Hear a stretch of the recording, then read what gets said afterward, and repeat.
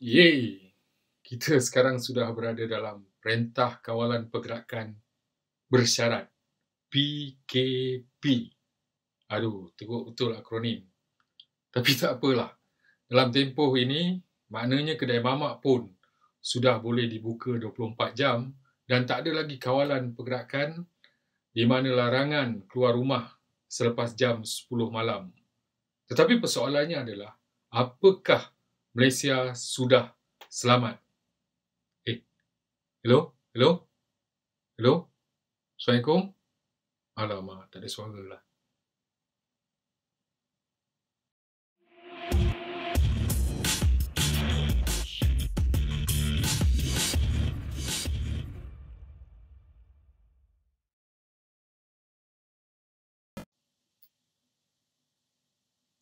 Okey, ada suara sebenarnya. Minta maaf.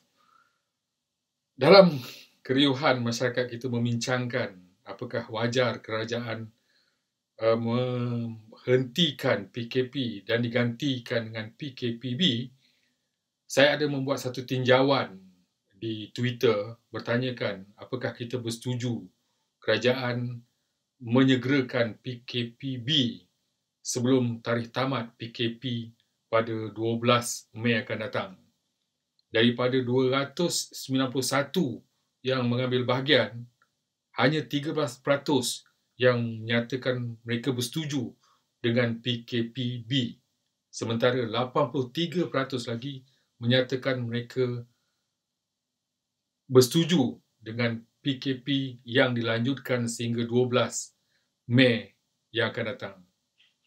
Sebenarnya persoalan di sebalik tinjauan itu adalah menunjukkan bahawa masyarakat kita sebenarnya tidak disiapkan dengan maklumat yang lengkap dan cukup, dan sepanjang lebih 2 bulan ini terlalu banyak kejutan demi kejutan yang diumumkan oleh kerajaan.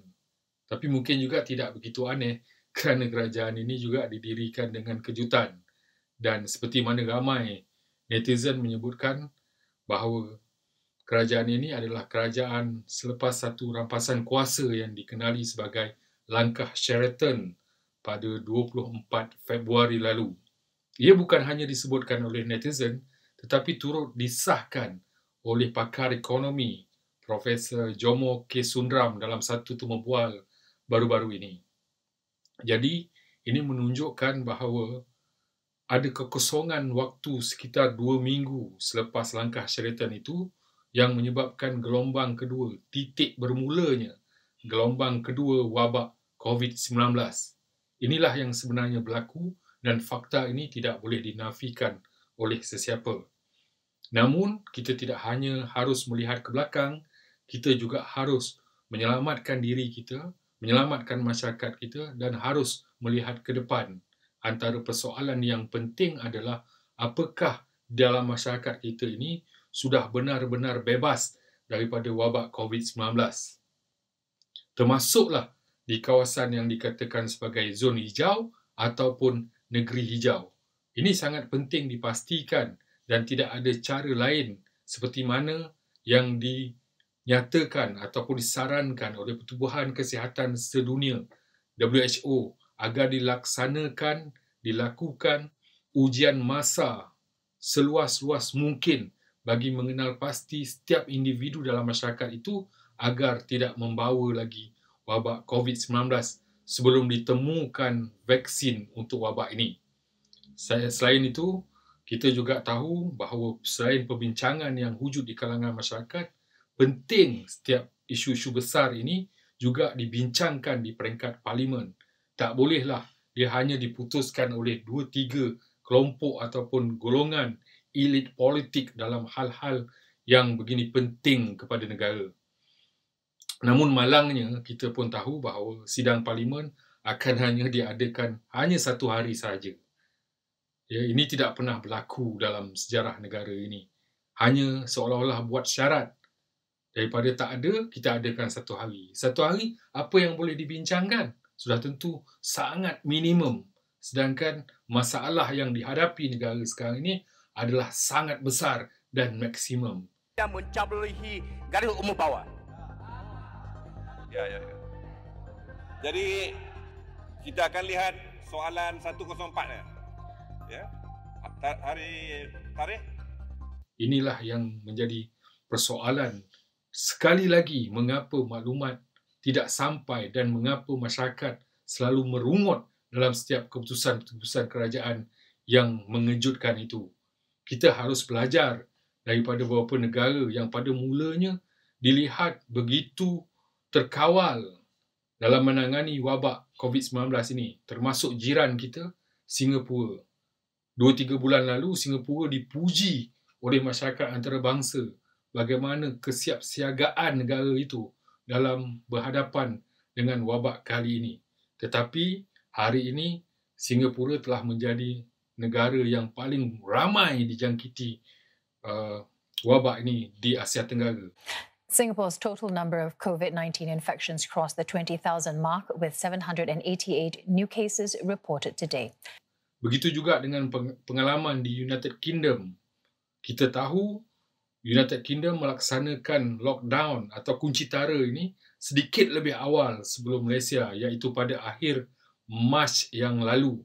Namun sekarang jumlah pesakit sudah melampaui 150,000 orang dan jumlah mereka yang mati sudah lebih daripada 32,000 orang.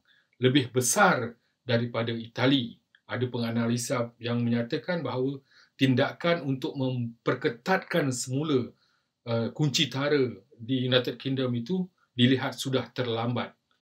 In the last half hour, we've heard that a further 758 people who tested positive for coronavirus have died in hospital in England. There have also been a further 74 deaths in Scotland, 19 deaths in Wales and 3 in Northern Ireland. Inilah yang kita tidak mahu berlaku di negara ini. Kerana itu, selain bergantung kepada keputusan ataupun graf yang menunjukkan bahawa pesakit nampaknya berkurangan hari demi hari, tetapi dalam masa yang sama perlu juga dilakukan ujian massa secara besar-besaran ataupun mungkin dengan lebih sistematik di dalam masyarakat kita. Ini sangat penting bagi memastikan bahawa masyarakat kita benar-benar bebas daripada COVID-19.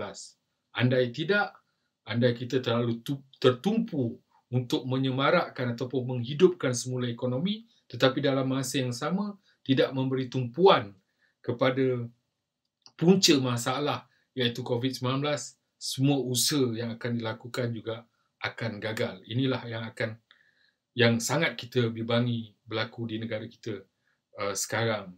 Jadi, apakah anda setuju ataupun mungkin anda ada pandangan yang lain, boleh coretkan komen anda di bawah. Sementara kita ataupun insyaAllah kita akan bertemu dalam video yang akan datang. Terima kasih kerana mengikuti Telawi TV. Terima kasih.